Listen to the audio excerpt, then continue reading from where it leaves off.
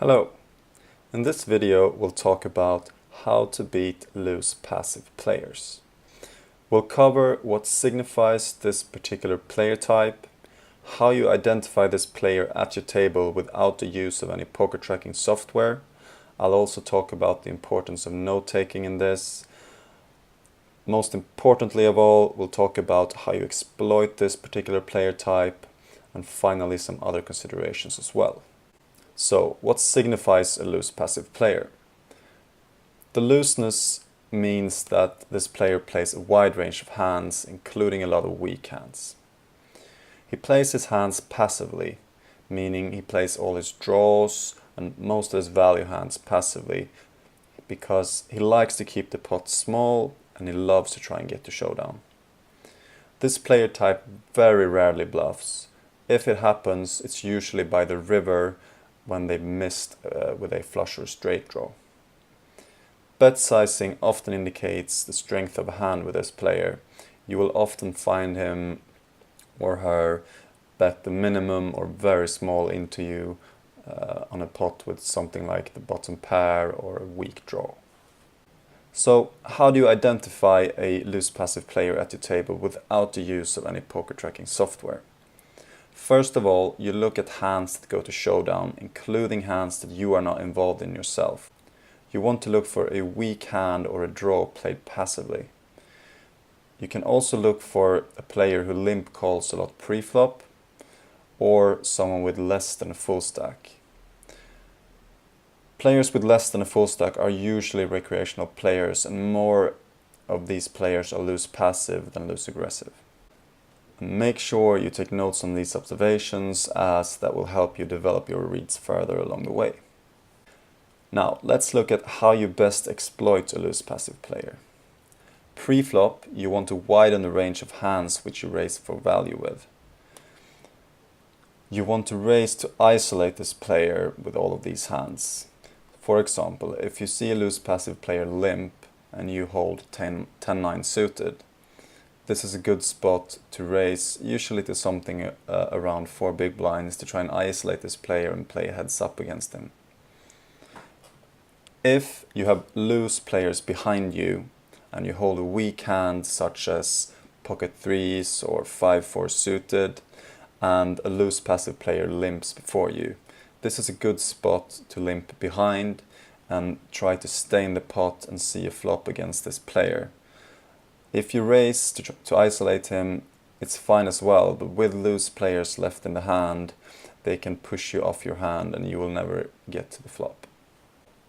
It's also good to overcall with loose passive players still in the hand, meaning if a loose passive player limps, someone else raised to isolate him and you hold a hand such as Queen Jack suited, it's a good spot for you to call as well to try and see a flop against this player. Or if another player raised ahead of you and there's a loose passive player still left to act in the blinds, you can still call with mediocre hands such as Queen Jack to try and see a flop against this player, especially when you're in position against both players. Post flop, you want to bet big with all your strong hands and go for 3 streets of value.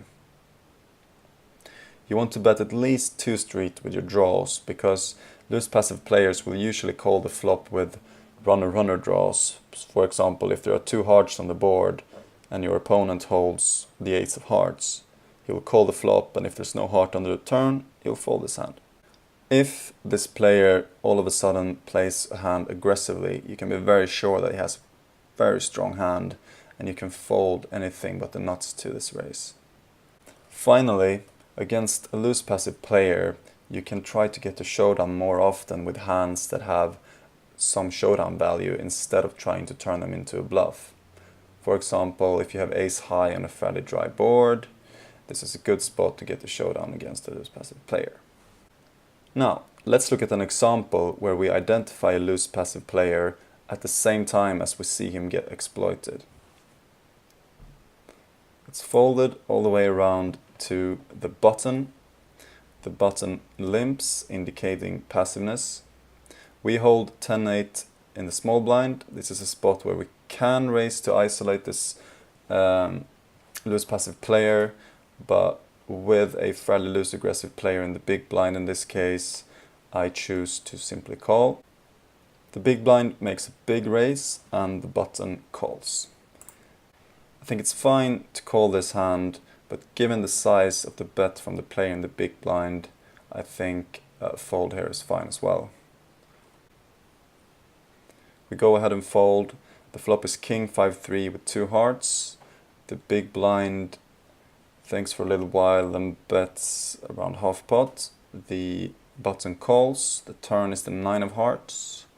The player in the big blind makes a bet of about 75% pot. The button calls. The river is the 6 of clubs, and the player in the big blind thinks for a little while before making a half pot bet, and the button calls. The player in the big blind shows up with ace queen of hearts to take down the pot. After looking in the hand history file, I found that the button had king 10 offsuit here. So limp calling king 10 offsuit on the button might be okay, but calling 3 streets with such a weak hand on this type of board is a sign that this player is too loose. It's also a fairly good example of where this loose passive player gets exploited by an opponent betting 2 streets with a draw and eventually firing a third barrel for value. If I was the player in the big blind here, I would bet the river bigger than half pot, but he still makes a good play in this hand. Finally, let's look at some other considerations. Keep in mind that players can be loose aggressive pre-flop but loose passive post-flop and vice versa. In this case, in the example, we saw the player on the bottom be loose passive both pre-flop and post-flop, something that's good to take note on. If we would have seen this player raise king 10 offsuit in early position pre-flop and then be passive post-flop by calling it down 3 streets on a very wet board, we can make a note on him being loose aggressive pre-flop but loose passive post-flop. Be careful bluffing against loose passive players on ace-high boards, as it's very, very common that they cannot get away from an ace. Take notes on the level of looseness, meaning take notes on how weak the player really is.